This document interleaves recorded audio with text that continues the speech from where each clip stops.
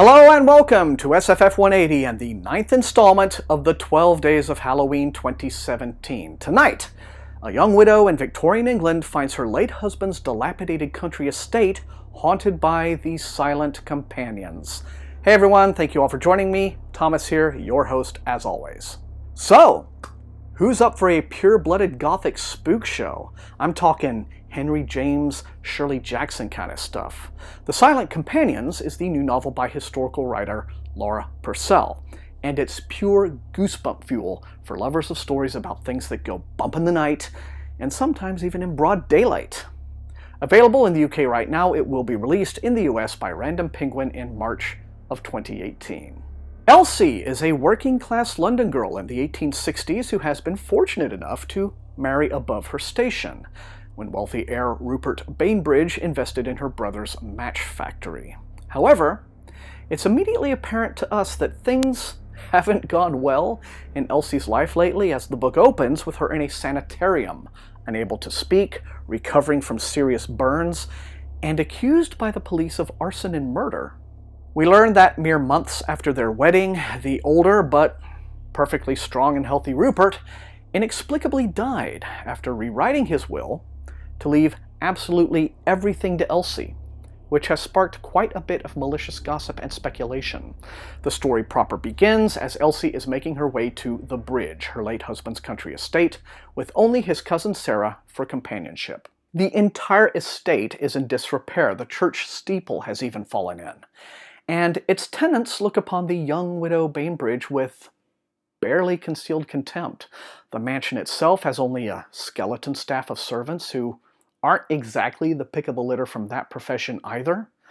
The family fortunes aren't that impressive after all. It's difficult enough getting settled in, but when Elsie investigates some strange noises, possibly rats, in the house's upper garret, she finds a locked attic whose key, she is told, has been lost for years. And yet, the next day, the door opens smoothly. Inside, Elsie and Sarah discover two particular items of interest: a diary from a distant Bainbridge ancestor from the early 1600s, and weirdest of all, a life-size figure, very realistically painted and cut out on a slab of wood, of a little girl who bears a striking resemblance to Elsie as a child.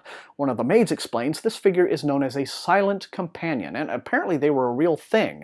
Cut-out people, meant to give some sense of human presence to fading empty old mansions. Creepy enough as it is, but after Sarah insists on taking both the diary and bringing the companion downstairs to the drawing room, it turns out this companion is a bit more like a weeping angel.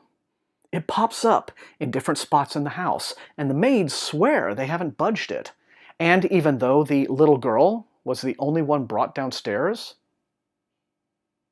where are the other ones suddenly coming from? Purcell allows her narrative to unfold at just the right slow burn pace so that revelations, and most importantly, chills, arrive exactly when they need to.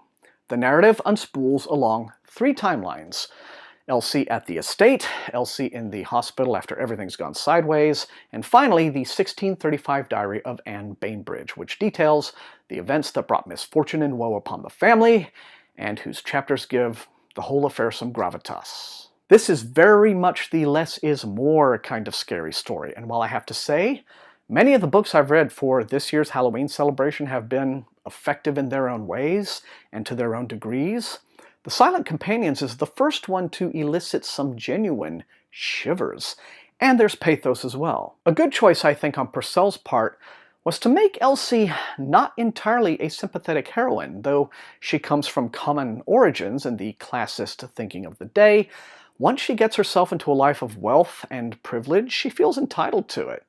Even though Sarah is her only friend, she still arrogantly looks down on the girl as a little airhead. But Purcell lets us see deeper into Sarah's character, how she has led a very lonely life as one of the less loved members of a family whose prominence was really just smoke and mirrors. Apart from facile gestures like buying a cow to provide her impoverished tenants with free milk and cheese, empathy doesn't come that naturally to Elsie. There will always be a place in horror fiction for old-fashioned Gothics about haunted mansions and terrified widows where Restless spirits lurk in darkened corners of rooms where the only sound is the ticking of a grandfather clock. The silent companions is just the thing to keep you up late with the lights on, and doubly suspicious of those random noises in the attic and those shadows on the far wall. And that's all I have time for in this episode of SFF180. Remember, the most important thing, these are reviews. You're not always going to agree with me, but if you enjoyed watching, slam that like button, share the video far and wide, and above all, please subscribe if you haven't done so. That is how SFF180 grows as a channel, getting very close to 4,000. So let's move it on. You can also support the channel at my TeePublic store and at my Patreon, where recruits into Wink's Army get little perks, like sometimes getting to see my videos a day early, things like that. I want to thank all of those awesome people for their support. I want to thank you for being awesome viewers, and I will see you once again tomorrow night for the next installment of the 12 Days of Halloween.